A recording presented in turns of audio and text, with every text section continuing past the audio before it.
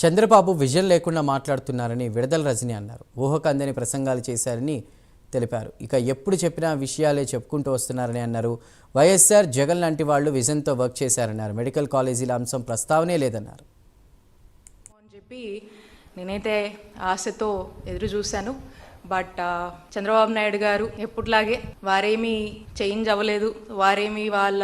వారి యొక్క ఆలోచనని విత్డ్రా చేసుకుంటున్నట్టు కానీ, ప్రజల యొక్క బాధను అర్థం చేసుకున్నట్టు కానీ ఏమాత్రం కూడా మారకుండా ఇక ఇప్పుడులాగే ఊహకు అందనటువంటి పెద్ద పెద్ద మాటలు, సామాన్యుడికి అందను అటువంటి మాటలు ఒకసారి మనకు కూడా ఆశ్చర్యం వేస్తూ ఉంటుంది. సంజీవిని అంటారు, 120 సంవత్సరాలు బతకాలి, బతికిద్దామంటారు. బిల్ గేట్స్ ఫౌండేషన్ అంటారు, వస్తుందని నేనే చెప్పానంటారు.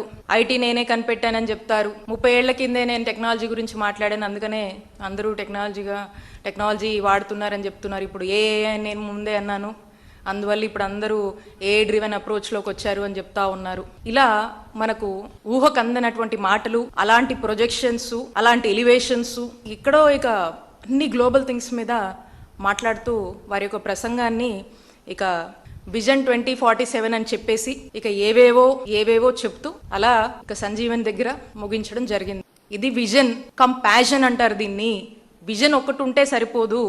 ఏదో పేపర్ల మీదో, పీపీటీ ప్రెజెంటేషన్ల మీదో, లేకపోతే మాటల్లోనో వార్తల్లోనో విజన్ ఉంటే సరిపోదు. విజన్తో పాటు చెయ్యాలనేటువంటి తపన, ఒక ప్యాషన్, దానికి ప్యాషన్ తోడయి అది ఇంప్లిమెంట్ అవుతేనే విజన్కి అర్థం పర్థం ఉంటుంది. ఇక ఇలాంటి